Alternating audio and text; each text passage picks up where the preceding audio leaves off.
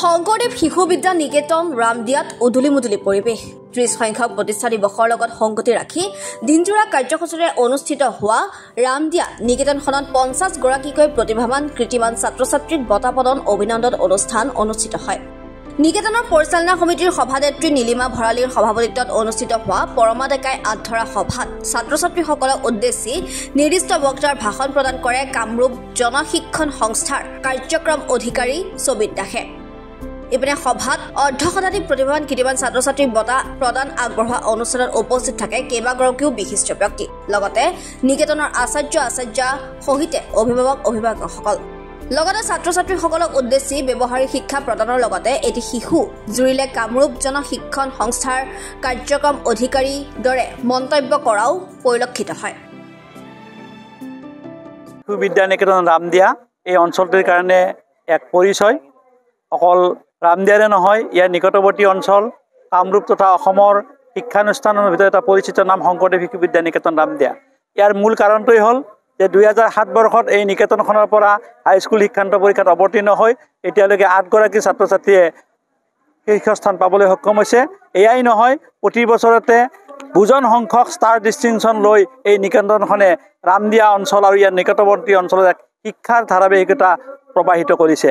1996 চনৰ 18 জানুৱাৰীৰ দিনাখন এই বিদ্যালয়খন প্ৰতিষ্ঠা হৈছিল। কেইগৰাকীমান মহান ব্যক্তিৰ প্ৰচেষ্টাত আমি এই চেগতে সেইসকল মহান ব্যক্তিৰ ওচৰত প্ৰণিপাত জনাইছোঁ, শ্ৰদ্ধাঞ্জলি জনাইছোঁ। আমি নাম সোঁৱৰিব লাগিব প্ৰয়াত ধৰ্মেশ্বৰ ভাগৱতী দেৱ, নিকেতন পৰিচালনা সমিতিৰ যোৱা বছৰ মৃত্যুবৰণ কৰা মাননীয় ডক্টৰ নৃপেন চন্দ্ৰ দাসদেৱৰ নাম আমি নিশ্চয় ল'ব লাগিব। তেখেতে এই নিকেতনখনক এটা নতুন মাত্ৰা দিবলৈ সক্ষম হৈছে। 2024 বৰ্ষৰ হাইস্কুল শিক্ষান্ত পৰীক্ষাত এই নিকেতনখনৰ পৰা অভূতপূৰ্বভাৱে সাফল্য লাভ কৰিছে।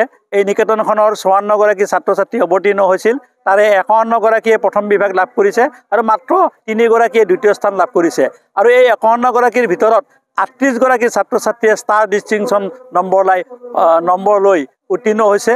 অকল এয়ে নহয়, এই নিকেতনখনৰ অসমৰ বাহিৰতো ৰাষ্ট্ৰীয় পৰ্যায়ত গণিত মেলা আৰু খেলসমূহত অংশগ্ৰহণ কৰি এই ছাত্ৰ-ছাত্ৰীসকলে এক সুনাম কৰি আনিছে। এয়া অঞ্চলটোৰ কাৰণে এক সুনাম। আজি আমাৰ এই নিকেতনৰ ফালৰ পৰা 54 গৰাকী ছাত্ৰ-ছাত্ৰীকে বঁটা প্ৰদান কৰা হ'ব আৰু ডক্টৰ নৃপেন চন্দ্ৰ দাস সৌৰণী প্ৰতিভা বঁটা আজিৰ এই অনুষ্ঠানত প্ৰদান কৰা হ'ব। আচলতে মই নিজকে সৌভাগ্যৱান বুলি ভাবিছোঁ। 1996 চনত প্ৰতিষ্ঠা হোৱা অনুষ্ঠান এটাই আজি অসম তথা ভাৰতবৰ্ষত আমাৰ ছাত্ৰ-ছাত্ৰীয়ে যি সুনাম অৰ্জন কৰিছে আৰু ইয়াৰ পৰা যিটো ফলাফল মানৱ সম্পদ গঢ়াৰ কথা আমি যিটো কথা কওঁ, সেই মানৱ সম্পদ গঢ়াৰ আখৰাস্থলী হিচাপে আজি ৰামদিয়া নিকেতনে যিটো সুনাম অৰ্জন কৰিছে, মই নিজে গৌৰৱবোধ কৰিছোঁ। আৰু আজিৰ এই 30 সংখ্যক প্ৰতিষ্ঠা দিৱসত উপস্থিত থাকি অনুভৱ কৰিছোঁ যে এনেকুৱা মহান অনুষ্ঠান এটাত অন্ততঃ মই আজি উপস্থিত থাকিব পাই নিজকে ধন্য মানিছোঁ। আৰু আশা ৰাখিছোঁ ইয়াৰ জৰিয়তে শৈক্ষিক সমাজত আমাৰ সমগ্ৰ ৰামদিয়া নহয়, অসমতেই অসমৰ ছাত্ৰ-ছাত্ৰী আহি ইয়াত শিক্ষা গ্ৰহণ কৰাৰ সুবিধা পাব। আৰু ইয়াতে মই এটা কথা আজি অনুৰোধ কৰিছোঁ তেখেতসকলক যে আৱাসিক ছাত্ৰ নিবাসৰ যিটো ব্যৱস্থা আৱাসিক বিদ্যালয়লৈ যদি ৰূপান্তৰ কৰিব পাৰে, এয়া মই ভাবোঁ ৰামদিয়া নিকেতনৰ কাৰণে এটা অসমৰ শৈক্ষিক ব্যৱস্থাৰ এটা ইতিহাস হ'ব। আৰু সেই উদ্দেশ্যে আজি যিখিনি লোক ইয়াত উপস্থিত থাকিল, তেখেতসকলৰ মতামত ভাষণ শুনি সঁচাকৈ আপ্লুত হ'লোঁ। আৰু ছাত্ৰ-ছাত্ৰীসকলৰ যিটো পাৰদৰ্শিতা, আজি ইয়াত যিখিনি ছাত্ৰ-ছাত্ৰীক সম্বৰ্ধনা জনাব, মই আশা ৰাখিম এই নিকেতনৰ নামেৰে তেওঁলোকে অসম তথা বিশ্বত পৰিচয় দাঙি ধৰিব। আৰু আমি হাজোবাসী ৰামদিয়াবাসী হিচাপে এই অনুষ্ঠানটোক লৈ আমি সদায় যাতে এনেধৰণে গৌৰৱ অনুভৱ কৰিব পাৰোঁ, তাকে আশা ৰাখিছোঁ। আৰু আজি সঁচাকৈ যে এই দিনটো ইয়াত থাকি ধন্য মানিছোঁ। হয়, ছাত্ৰ-ছাত্ৰীসকলক শ্ৰেণীকোঠাৰ বাহিৰলৈ নি তেওঁলোকক আচলতে ব্যৱহাৰিক শিক্ষা প্ৰদান কৰাত আমি গুৰুত্ব প্ৰদান কৰিব লাগে। আৰু ছাত্ৰ-ছাত্ৰী গীত মাত খেল ধেমালিৰ জৰিয়তেই বিকশিত হয়। মই তাত এটা কথা উল্লেখ কৰিছোঁ যে তামোল গছৰ নিচিনা শিক্ষাৰে বৰ্তমান ছাত্ৰ-ছাত্ৰী উপকৃত হ'ব নোৱাৰে। তেওঁলোকে ঠাল ঠেঙুলি থকা ডাল বেছি থকা গছ হ'ব লাগিব, যাতে কোনোবা ডালত ফল নধৰিলেও কোনোবা ডালত ধৰিব। আচলতে মই বৰ ভাল পাওঁ এটা শিশু গীত স্বৰ্গীয় উৎপল বেজবৰুৱাদেৱে লিখিছিলে। এই গীতটো খুব ভাল লাগে আৰু মই গাওঁ। আজিও ইয়াত মই পৰিৱেশন কৰিছোঁ আৰু মই গীতটো অকণমান আপোনালোকৰ সন্মুখত আওৰাই দিছোঁ।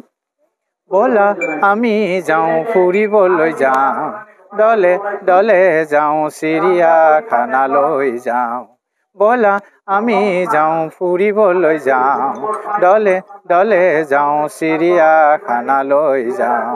কিট কিট কিট কিট কিট কাট কাট কাট কাট কাট কুট কুট কুট কুট কুট বৌ এদিন গৈছিলোঁ পাহাৰলৈ চৰাই গীত শুনিবলৈ শুনিলোঁ যেতিয়া কুলিৰ মাত শুনিলোঁ যেতিয়া কুলিৰ মাত কু কু কু কু ভাল লাগি যায় ঐ ভাল লাগি যায় পশু পক্ষীৰ কলা বগা নাই জাতি ভেদু যে নাই ধনী দুখীয়া নাই তাকে দেখি যদি মানুহে সিহঁতক তাকে দেখি যদি মানুহে সিহঁতক মৰমৰ চকুৰে চাই পৃথিৱী ধুনীয়া ঠাই আইতাই সদায় কয় দেউতাই সদায় কয় আইতাই সদায় কয়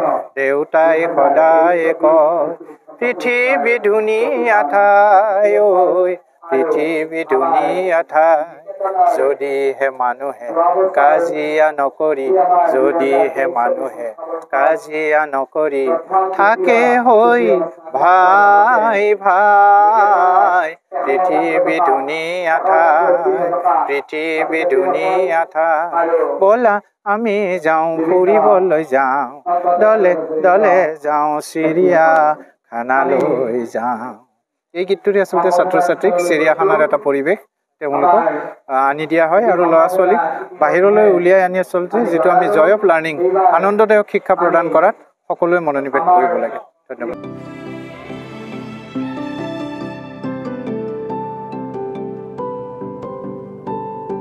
হাজোৰ পৰা মৃদুল মজুমদাৰ ৰিপৰ্ট এনি ভাৰত 24